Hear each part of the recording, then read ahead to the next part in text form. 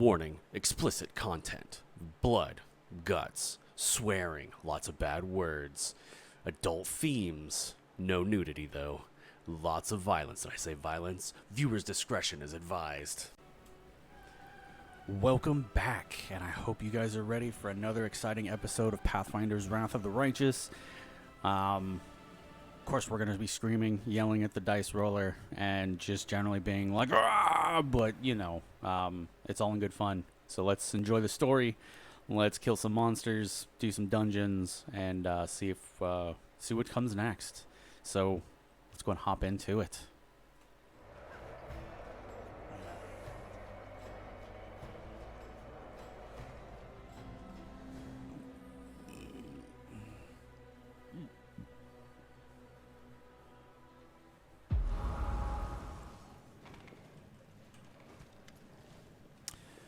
A handsome young man with tousled black hair scrolls casually toward the demon surgeon.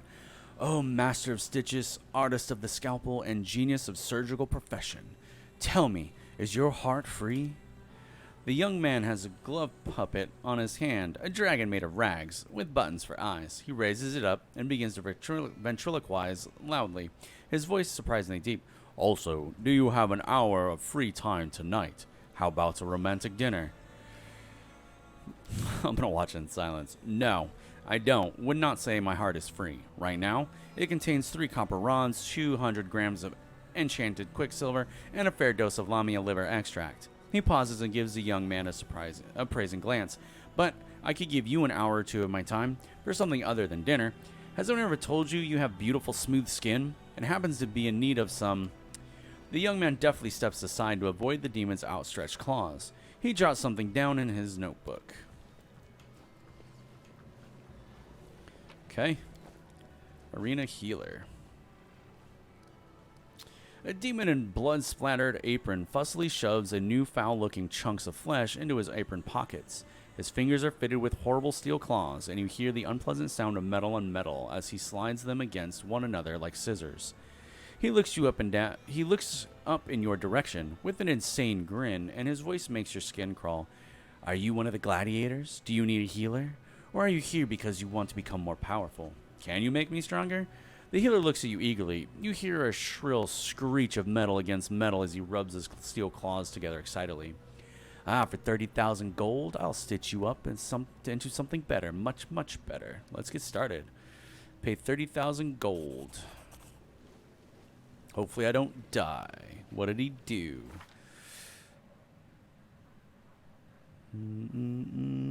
Demon Graft. Demonic Augment Organ grants the wearer +2 natural armor enhancement bonus to armor class, +2 inherent bonus to checks to made to overcome spell resistance, concentration checks, DCs, attack and damage rolls, and all saving throws. Wow. However, when your HP fall below 20%, you enter a frenzy and attack the nearest creature until you die or combat ends.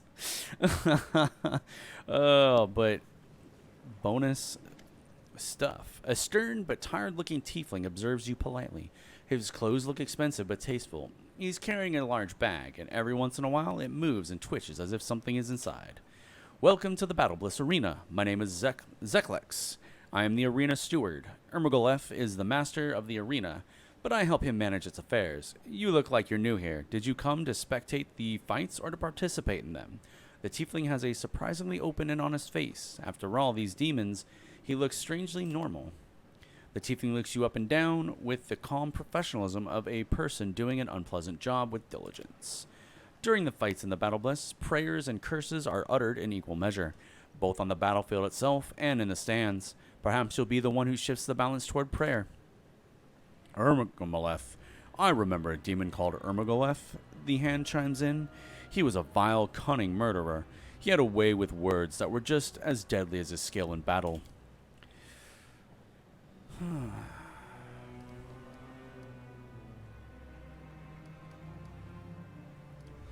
I want all of Shunera to know my name. I want you to arrange a match for me against your strongest gladiator. The tiefling falls silent. He looks as though he is calculating something in his head. Finally, he responds. If that is truly your goal, you'll have to defeat the current champion. If you kill Gelderfang, your name will be on everyone's lips. But you'll have to prove yourself if you want to face the champion. A fight with Gelderfang is a big deal here in Alashudera.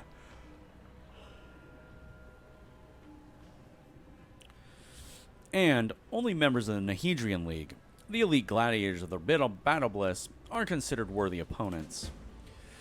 Killing others to entertain spectators. These creatures of the abyss sow death and destruction in such a careless, casual manner. But it is extremely difficult to join the league. If you have to slay an active member and take their place. So if you wish to fight the champion, you'll have to spend a lot of time in the arena. However, if you would like, I can arrange a fight between you and another newcomer. If you can prove yourself in battle, I will be able to find you a match against a more reputable opponent. I've killed hundreds of demons. Why should I have to prove myself to anyone? The tiefling shrugs. I'm sure you fought countless enemies back on Golarion, but this is the abyss. No one cares. If you want the audience to respect you, you'll have to prove yourself in the arena. They won't take you seriously until you show them what you can do. Very well, I'll prove myself. I will fight another newcomer. I'm glad that we've reached an understanding. I'm ready to enter the arena. You're in luck. For the past couple of days, Ergomalef has been obsessed with recruiting new talent. He wishes to introduce a promising new fighter into the arena. I think you could play the part perfectly. Ergomalef may even give you a chance to earn a place in the Nahedrian League. However, if you do become a candidate for membership, be careful. You'll likely be matched up against a very dangerous opponent. I'm ready to enter the arena. I wish you good luck. If you die, greet death with a sweet kiss. Better still, slay all of your opponents and return alive and victorious.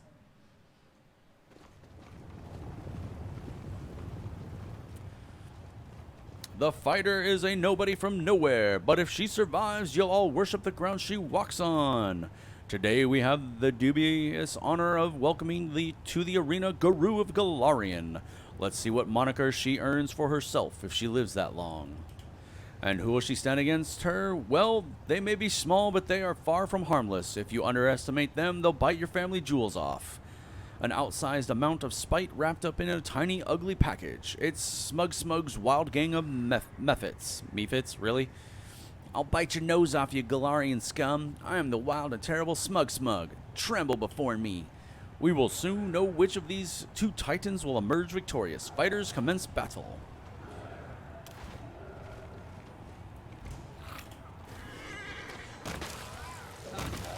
Oh my god. We have a winner!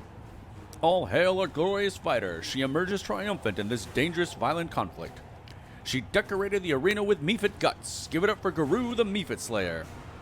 Hey, who knows? Maybe someday she'll get a chance to fight against a member of the Nahedrian League once they start accepting Mephits into their ranks.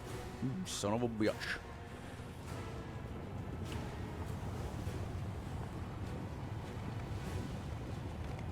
That wasn't a fight. It was a slaughter. Oh my god, my dinosaur. Apparently coming into the arena made him have full health. No challenge at all. Nice.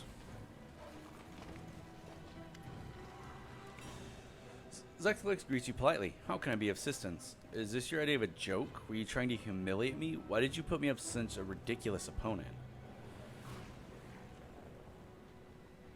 Your conversation is interrupted by an eccentric-looking demon with suspiciously bright eyes.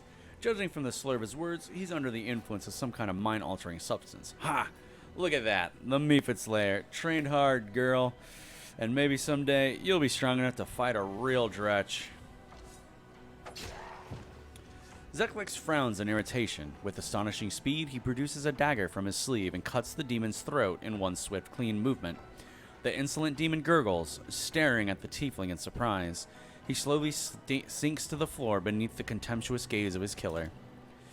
The tiefling cleans his blade with what is quite possibly the only handkerchief in the abyss.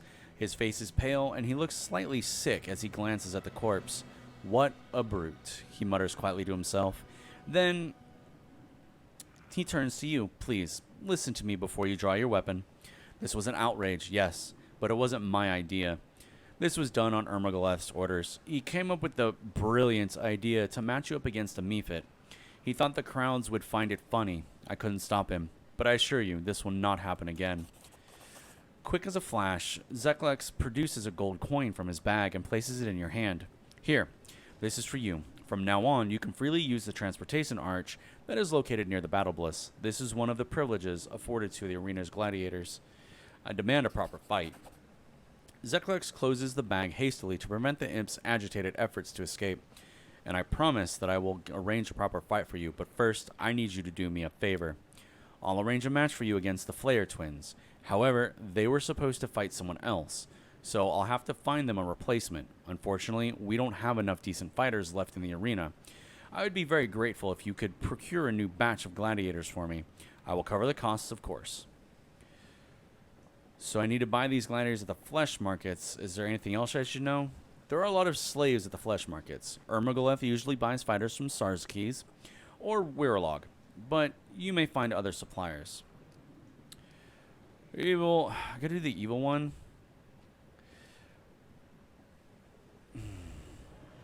I will not become a slave trader. Zeklex frowns and exchanges glances with the imp as it peeks out of the bag. Why not? Does it violate your principles? This is the abyss. Scruples won't do you any good here. In fact, I advise you to keep your morals on a tight leash if you want to survive. But fine, Lamash you take them. I'll try to make sure your fight with the Flair twins takes place as soon as possible. I have to go. Zeklex bows respectfully. From the depths of his bag, you see a giant, large, curious round eyes.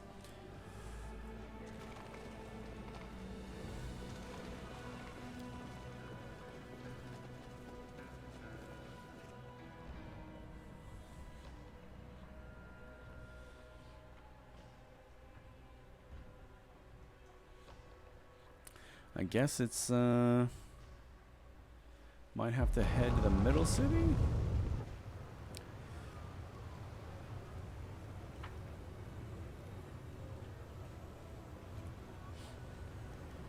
So, there's the guards. Looks like that's kind of it for here.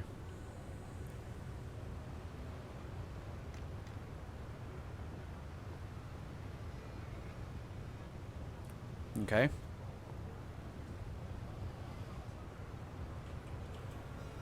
I hate this. Some of these animations take forever to kick in. Walking down the street in Alashunera, you see Ember. She is sitting on the ground, surrounded by demons, shielding a scrawny babao who looks like he's been beaten. Why are you doing this to him? You're hurting him. Hey, you little ragamuffin, says the sheer brute. We'll beat you up too. Who are you anyway? I'm just a mortal, weak and silly. Compared to you, I'm a mayfly. One moment I'm here, the next I'm gone. But you better listen to what I tell you because I've lived more than you have. Listen to her carefully. This might be the most important thing you hear your entire lives. Yeah, right. We've always dreamed of listening to what a charred piece of meat has to say. The demon draws close to the girl and looks her over with contempt. What's with all the riddles? What do you mean you've lived more than us? It's very simple. I haven't lived very long, but I have friends. Those I can protect. Those who are glad to see me. There are many sad things, but I still know what happiness is. But do you? Beating, biting, fearing, hating each other? Are you really happy? And if you aren't, is this any kind of life? So yeah, I've lived a lot, but you've spent centuries and centuries without really living. Bah, this mortal brat. This lump of meat is going to preach to us? The demon gives a predatory sniff, bends down and shows off his mouth filled with sharp teeth. You know what makes me happy? Gobbling up tasty pieces of meat like you. Ember looks at him serenely. She reaches out and strokes his horned head with her burned palm. Poor thing, you're so hurt and scared all the time. You feel a bit better for a while when you torture others, but you forget about your suffering. But is that really happiness? The demon recoils from her touch. There's a combination of surprise and terror in his fearsome face. Are you crazy or something? The demons stand around Ember. Their faces show caution and rapacious interest. It's clear that they are slightly afraid of the strange girl who shows no fear, but at the same time, they see no obvious threat. Ember, this demon is wounded. Words are all well and good, but let's help him. Oh, you're right. How embarrassing. There. Ember whispers a spell, and the demon's wounds heal. Yes.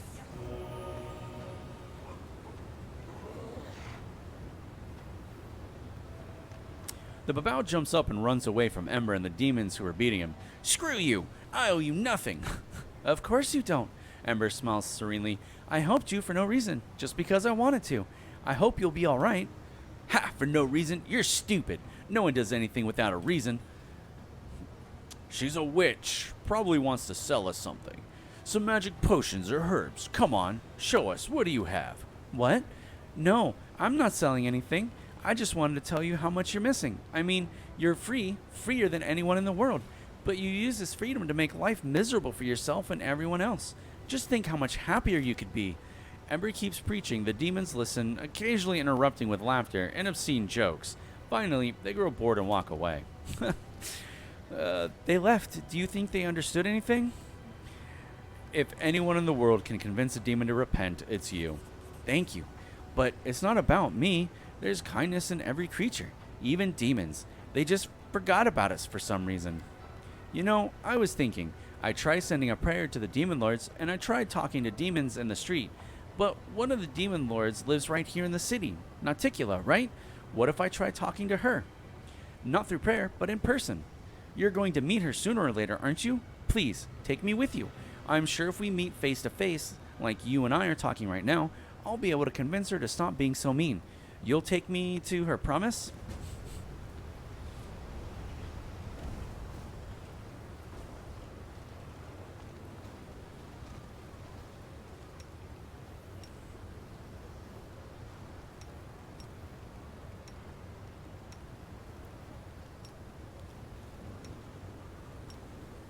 Big ass horse.